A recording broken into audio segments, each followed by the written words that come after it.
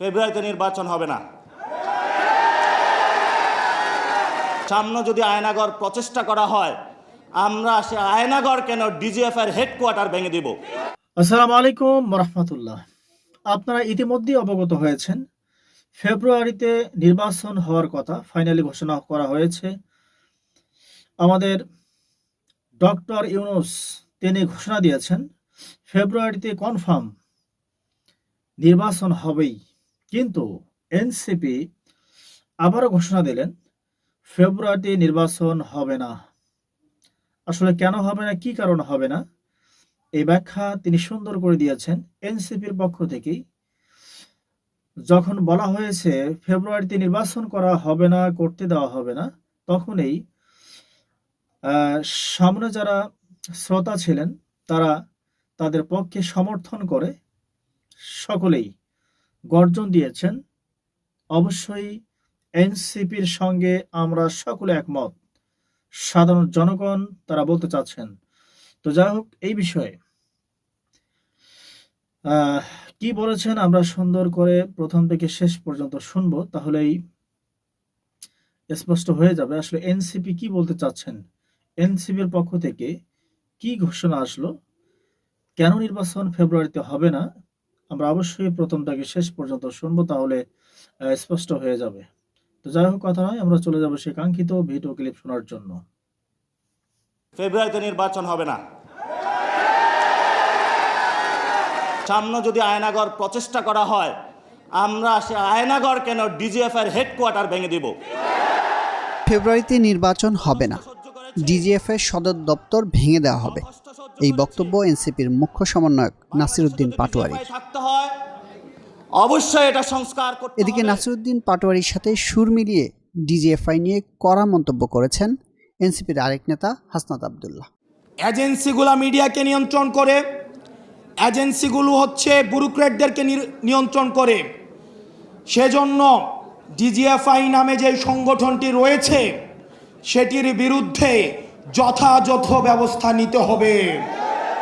12 August কেআইবিতে আয়োজিত এনসিপির অঙ্গ সংগঠন জাতীয় যুব শক্তি আয়োজিত সম্মেলনে নির্বাচন, সংস্কার, গোয়েন্দা সংস্থা ও গণমাধ্যমের ভূমিকা নিয়ে নিজেদের অবস্থান তুলে ধরেন এনসিপির আহ্বায়ক সহ শীর্ষ নেতারা।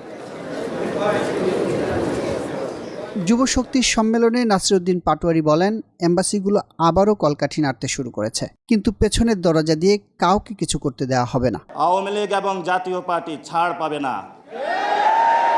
জাতীয় পার্টির নাকি নতুন কাউন্সিল হয়েছে, পিছনের দরজা দিয়ে আসার চেষ্টা করছে। যতটুকু খবর পেয়েছি, এম্বাসিগুলা খুব উৎপাত শুরু করেছে। আপনি বাংলাদেশের মাটিতে বসে বাংলাদেশের পক্ষে থাকতে হবে। যতগুলো এম্বাসি আছে, এর বিকল্প নাই। বিকল্প অনেক সৃষ্টি করেছিলেন, লাভ হয় নাই, ভবিষ্যতেও লাভ হবে না। ইলেকশনের ডেট ঘোষণা হয়েছে, ফেব্রুয়ারিতে নির্বাচন হবে। ফেব্রুয়ারিতে নির্বাচন হবে না। যদি ফেব্রুয়ারিতে নির্বাচন হয়, আমার যে ভাইয়েরা শহীদ হয়েছিল, রক্ত দিয়েছিল সংস্কারের জন্য, একটি নতুন সংবিধানের জন্য, তাহলে কবরে গিয়ে তার লাশটা ফেরত দিতে হবে এই সরকারকে।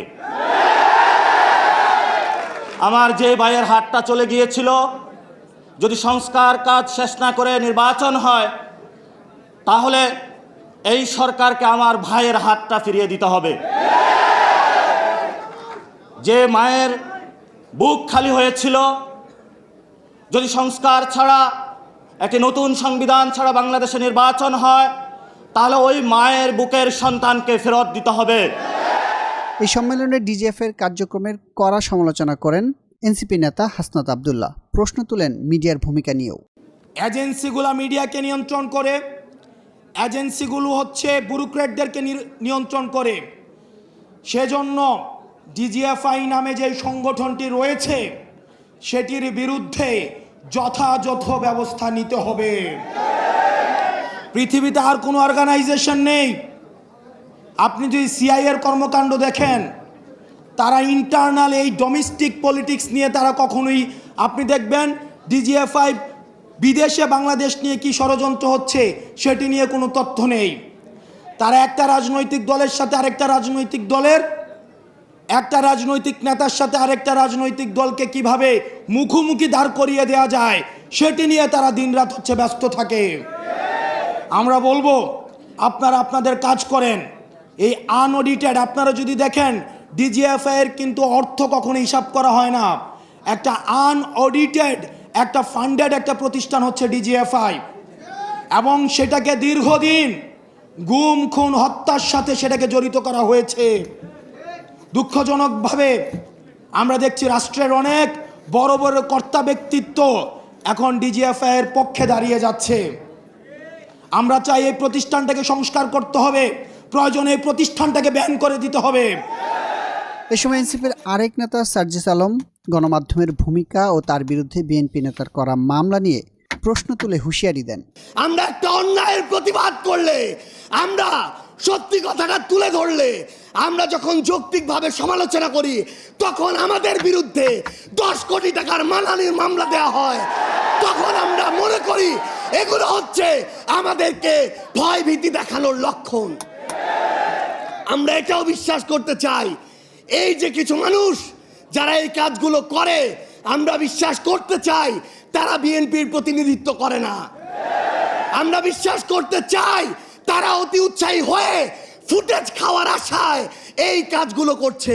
এই মিডিয়া আমাদের সাথে সেই লোকের একসাথে নাস্তা করিয়েছে, এই মিডিয়া আমাদের সাথে সেই লোকের একসাথে বৈঠক করিয়েছে। আমরা দেখি 3 বার ব্রেকিং ব্রেকিং ব্রেকিং দিয়ে ওই চ্যানেল 1, এই চ্যানেল 1 থেকে প্রথম এই প্রোপাগান্ডা পুরা বাংলাদেশকে, পুরা পৃথিবীকে গেলানো হয়েছে। আমরা এখন ওই চ্যানেলের নাম দেখে শান্ত থাকবো না। যুবশক্তির এই সম্মেলনে এনসিপির আহ্বায়ক নাহিদ ইসলাম, সদস্য সচিব আক্তার হোসেন রাষ্ট্রের সংস্কার নিয়ে তাদের দৃঢ় অবস্থান তুলে ধরেন। আক্তার বলেন, সংস্কার প্রস্তাব বাস্তবায়ন করা না হলে রাজপথ দখলে নিতে হবে। টেবিলের আলোচনাতেই সংস্কার বাস্তবায়নের পথ নিশ্চিত করতে হবে। যদি টেবিলের আলোচনায় সংস্কারকে বাস্তবায়ন করা না হয়, রাজপথ দখলের প্রস্তুতি নিতে হবে। সংস্কার এবং বিচারকে পাশ কাটিয়ে নির্বাচন হলে সেই নির্বাচন বাংলাদেশের মানুষের কাছে গ্রহণযোগ্য হবে না। আর সংস্কার ও জুলাই সনদ নিয়ে এনসিপির আহ্বায়ক নাহিদ ইসলাম বলেন, প্রতিশ্রুতির বাস্তবায়ন না হওয়া পর্যন্ত কোনো রাজনৈতিক দল ক্ষমতায় আসতে পারবে না। গণ অভ্যুত্থানের 1 বছরে আমাদের আকাঙ্ক্ষা পূরণ হয় নাই। যেই নতুন বন্দোবস্তের জন্য আমরা লড়াই করেছিলাম, জীবন দিয়েছিলাম, জীবন দিতে প্রস্তুত ছিলাম, সেই নতুন বন্দোবস্ত, নতুন বাংলাদেশ আমরা পাই নাই। ফলে আমরা সেই সময় থেকে এখন পর্যন্ত বলে এসেছি, এই জন্য আমাদের জুলাই গণ অভ্যুত্থান সমাপ্ত হয় নাই। আমাদের এই লড়াই, তরুণদের এই লড়াই, এই দায়িত্ব সমাপ্ত হয় নাই। আমরা দেখেছি ৭১ পরবর্তী বাংলাদেশে কিভাবে লুটপাট হয়েছে, কিভাবে রক্ষী বাহিনী তৈরি করে গণতন্ত্রকে হত্যা করা হয়েছে, লুটপাট করা হয়েছে, বাকশাল কায়েম করা হয়েছিল। আমরা দেখেছি ৯০-এর গণ অভ্যুত্থানের পরেও যেই প্রতিশ্রুতি জনগণকে দেওয়া হয়েছিল, ছাত্র সমাজকে দেওয়া হয়েছিল, সেই প্রতিশ্রুতি রক্ষা করা হয় নাই। ফলে ২৪-এর গণ অভ্যুত্থানকে ব্যর্থ করে দিতে, ২৪-এর গণ অভ্যুত্থানের প্রজন্মকে প্রতারিত করতে সকল ধরনের আয়োজন সম্পন্ন হয়েছে। কিন্তু আমরা বলতে চাই, সমীকরণ এখনই শেষ হয়ে যায় নাই। ফলে যারা এখনই সমীকরণ মিলায় ফেলছে, তারা ভুল পথে হাঁটছে। গণ অভ্যুত্থানের শক্তি, তারুণ্যের শক্তি এখনো রাজপথে আছে, এখনো মাঠে আছে। গত 1 বছর ছাড় দিয়েছি, জুলাই ঘোষণাপত্রে ছাড় দিয়েছি, জুলাই সনদে কোনো ছাড় হবে না। 1% ছাড়ও জুলাই সনদে দেওয়া হবে না। যেই মৌলিক সংস্কারের রূপরেখা জনগণের পক্ষ থেকে ঘোষণা করা হয়েছে, যেই মৌলিক সংস্কার, যেই নতুন বন্দোবস্তের কথা আমরা বলেছি, যেখানে গণতন্ত্র নিশ্চিত হবে, স্বৈরাচার আর ফিরে আসতে পারবে না, রাষ্ট্র কাঠামোকে গণতান্ত্রিক হিসেবে করে তুলব, সেই জুলাই সনদে আমরা 1 বিন্দু পরিমাণ ছাড় দিব না। জাতীয় নাগরিক পার্টি বারবার ছাড় দিয়ে গিয়েছে, কিন্তু ছাড় দিতে দিতে আমরা শেষ প্রান্তে এসেছি। আমরা এবার ছাড় দিব না, আমরা এবার আদায় করে নিব যে গণ অভ্যুত্থানের পরে নতুন বাংলাদেশের প্রতিশ্রুতি আমরা দিয়েছি, যে গণতন্ত্র প্রতিষ্ঠার, বৈষম্যহীন বাংলাদেশ প্রতিষ্ঠার প্রতিশ্রুতি দিয়েছি। অন্তর্বর্তী সরকার যেই প্রতিশ্রুতি দিয়ে, যেই শহীদের রক্তের উপর দিয়ে প্রতিষ্ঠিত হয়েছে, সেই প্রতিশ্রুতি আদায় না করে এই সরকার যেতে পারে